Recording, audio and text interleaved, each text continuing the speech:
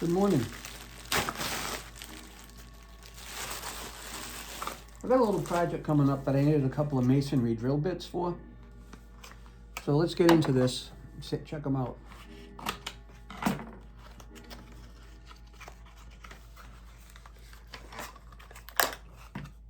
This is the package.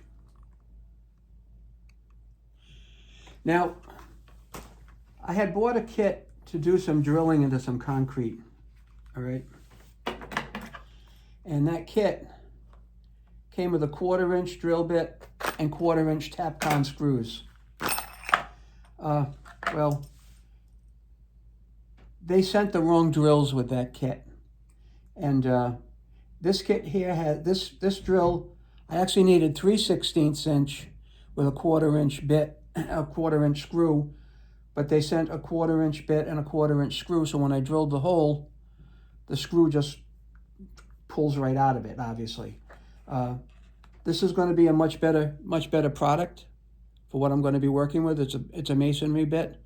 I'll be showing you what I'm going to be doing with these later on, but it fits right in a small, like impact type drill, and this will be fine for what I'm doing. But again, these are 3/16. Looking forward to getting this project done.